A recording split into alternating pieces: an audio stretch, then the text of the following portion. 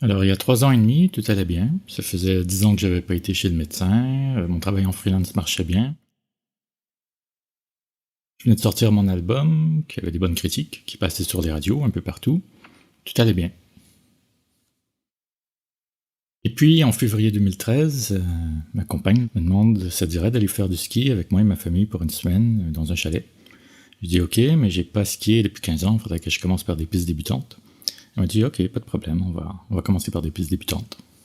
Et dans la première remontée, je lui ai demandé encore, t'es sûr qu'il y aurait des pistes débutantes en haut? Elle m'a dit oui, oui. Et puis une fois en haut, j'ai vu qu'il n'y avait que des pistes expertes. Et puis elle m'a dit, bon, ben dans ce cas-là, on va aller dans un hors-piste. Ça va être plus facile pour toi. En bout de 30 secondes, je tombais, je tombais encore, sur 200 mètres. Ouch! Alors j'ai été à la clinique du centre de ski, passé des rayons X. Ils m'ont dit, bon, vous avez une tendinite à l'épaule gauche, plus de ski pour vous pour la semaine. Alors je suis resté à l'intérieur, à regarder les gens skier par la fenêtre, en me demandant qu'est-ce qui vient de se passer là, quand même. Et puis au bout de 2 ou 3 mois, avec des séances de kiné, ça a fini par passer. Il n'y avait plus aucun problème, j'ai pu me remettre à l'exercice, au yoga. Tout allait bien.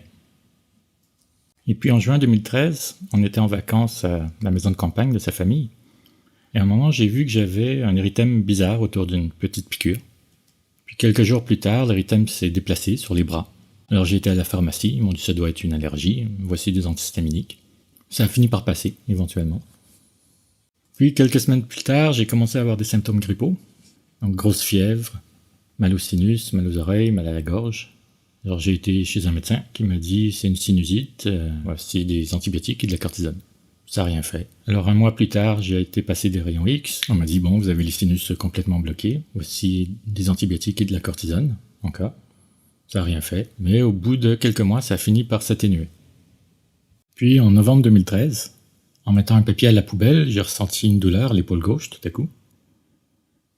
Et quelques jours plus tard, la douleur était devenue vraiment intolérable. Alors j'ai été chez mon médecin, qui m'a prescrit des antidouleurs et des scans. Puis les antidouleurs, ça n'a rien fait. Les scans ont montré tout d'abord une fracture non consolidée, donc j'ai eu des antidouleurs plus forts. Puis j'ai été voir un rhumatologue qui m'a dit c'est pas du tout une fracture, il va falloir passer des IRM. En attendant, voici des antidouleurs encore plus forts. J'ai passé les IRM. Et je suis retourné voir le rhumatologue qui m'a dit bon, on n'arrive pas à voir sur les scans. Alors je vais vous faire des injections de cortisone. Donc j'ai eu une première injection. Ça n'a rien fait. J'ai attendu un mois, j'ai eu une seconde injection. Ça n'a rien fait non plus. Puis un mois plus tard, les douleurs étaient de pire en pire. Alors mon médecin m'a envoyé chez un chirurgien qui m'a dit bon, de toute façon, les scans, on ne voit rien là-dessus. Il va falloir opérer par arthroscopie pour voir ce qui se passe. Mais il faut attendre 2 mois parce que l'épaule a été affaiblie par les injections. À ce moment-là, mes économies commençaient à diminuer avec tout ça, mais ça allait encore. Donc je me suis dit bon, encore 2 mois à attendre. Et après l'opération, 1 mois de rééducation, c'est ce qu'on m'a dit. Et puis après, ça devrait aller. Je vais pouvoir travailler 8 heures par jour, normalement. Donc en avril 2014, j'ai eu l'opération. Il s'est passé un truc bizarre quand même. Je me suis réveillé en recrachant le tube d'oxygène. Et puis j'ai eu des convulsions. Je me suis rendormi. Ça a fait ça 4 fois de suite. Je restais à l'hôpital pour 3 jours. À un moment, le chirurgien est venu. Il m'a dit ouais, il y avait quand même une bonne liste de trucs à régler dans cette épaule. Mais l'opération s'est bien passée. Aucune mention de l'incident. Et après, il a fallu 6 mois de rééducation, juste pour arriver à lever le bras. Et ces 6 mois-là ont vraiment fait un trou dans mes économies. Il fallait que je reste couché à 45 degrés toute la journée. 6 mois, c'est long quand on s'attend à 1 mois. Puis à l'été 2014, les symptômes grippaux sont revenus, donc grosse fièvre, mal au sinus, mal aux oreilles, mal à la gorge. Je suis retourné voir mon médecin qui m'a dit encore une sinusite, antibiotiques et cortisone. Ça n'a rien fait. Une seconde fois, ça n'a rien fait non plus.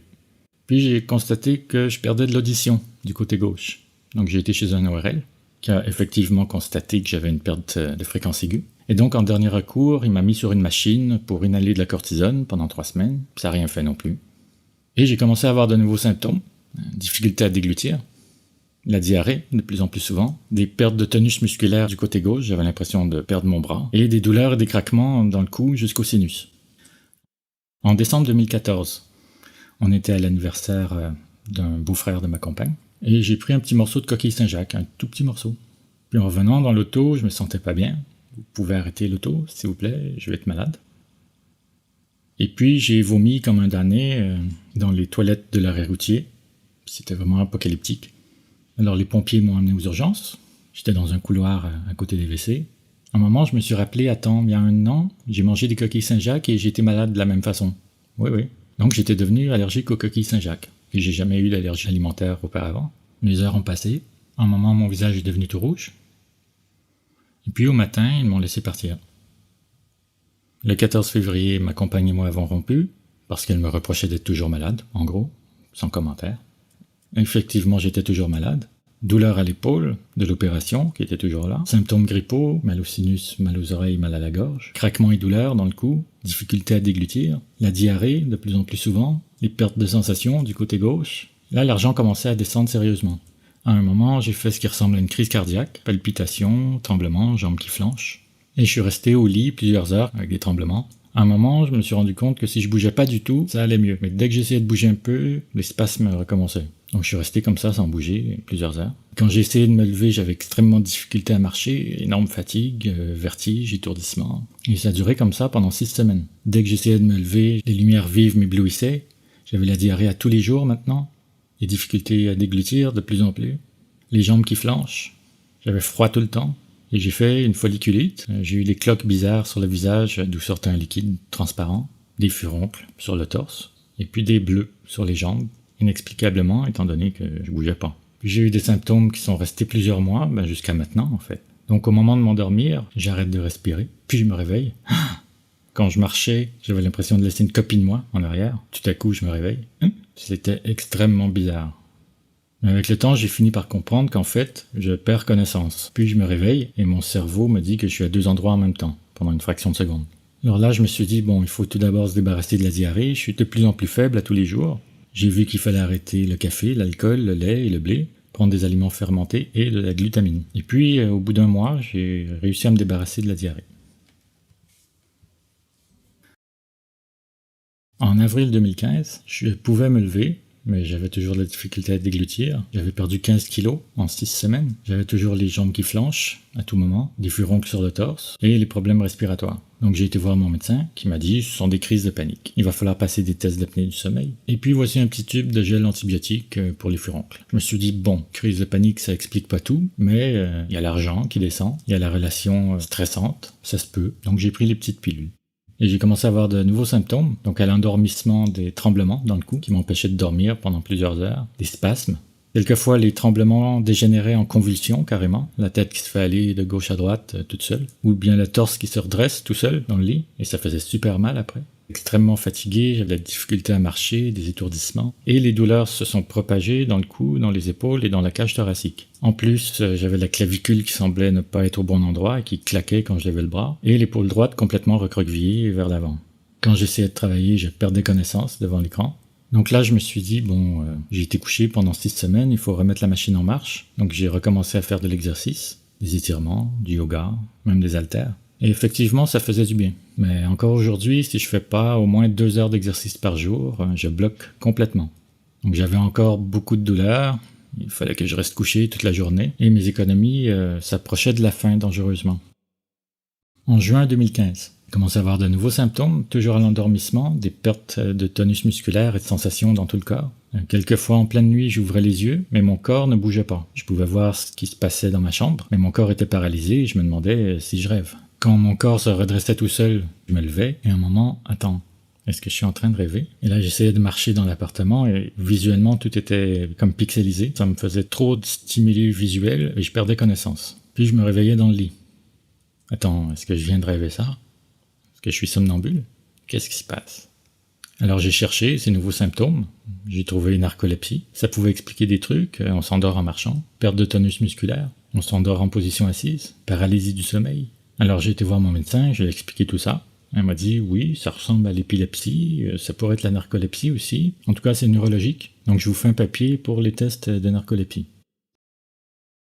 En juillet 2015, j'ai été passer les tests d'apnée du sommeil. Donc ils nous branchent des trucs un peu partout, et puis ça enregistre ce qui se passe pendant la nuit. L'infirmier, quand il mettait les électrodes, il a quand même remarqué, tiens, c'est quoi cette grosse boule là, sur la cage thoracique? Bizarre ça. Ça fait mal? Oui. Et évidemment, pas d'apnée du sommeil, mais une baisse du taux d'oxygène dans le sang. Donc ça pouvait être pulmonaire. Mais ce que je racontais ressemblait à la narcolepsie. Donc ils ont écrit un papier dans un hôpital de Paris spécialisé en narcolepsie. Et quand j'ai reçu la convocation, j'ai vu que c'était pour février 2016. Comment je vais faire? J'aurai plus d'argent en février. Il faut que je travaille. Je peux pas rester là avec ces symptômes jusqu'en février.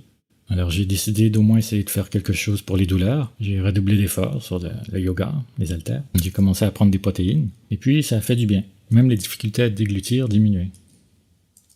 En octobre 2015, j'ai trouvé arthrose cervicale. Ça pouvait expliquer les difficultés à déglutir, les craquements dans le cou, les douleurs. Donc j'en ai parlé à mon médecin qui m'a dit bon ben ouais, on va faire les tests. Et surprise, on a bien trouvé l'arthrose cervicale et dorsale, mais pas assez pour expliquer les douleurs apparemment, ni les autres symptômes. Alors j'ai été voir un rhumatologue qui m'a prescrit des pilules. Je lui ai demandé est-ce que ça va régler les problèmes de déglutition. Et puis elle m'a dit c'est pas un symptôme de l'arthrose cervicale ça. Hein? Je venais de voir ça sur un dictionnaire médical en ligne. Donc j'ai cherché son médicament, j'ai vu qu'il était en phase d'être retiré de la vente pour n'ayant pas beaucoup de bénéfices par rapport aux effets secondaires. Donc j'ai dit non. J'ai commencé à prendre un autre supplément, la glucosamine. Puis je suis retourné voir mon médecin qui m'a dit il n'y a pas de médicament contre l'arthrose. Il n'y a rien. Donc j'ai dit, la rhumatologue m'a dit que les problèmes de déglutition n'étaient pas un symptôme de l'arthrose. Puis elle m'a dit non, c'est pas un symptôme de l'arthrose, je connais ça moi. Je lui ai demandé vous pouvez vérifier parce que j'ai quand même vu ça à plusieurs endroits. Et là, elle s'était vexée, et puis elle m'a dit, monsieur, vous devriez vous trouver un nouveau docteur. Bon, super, j'ai plus de médecin. Et heureusement, la rhumatologue m'avait prescrit un kiné, qui s'y connaissait en problèmes neurologiques, et qui m'a fait faire des traitements par champ magnétique. Et ça a fait du bien, en fait. Plus des petites manipulations pour l'arthrose. Donc en décembre 2015, ça allait un peu mieux.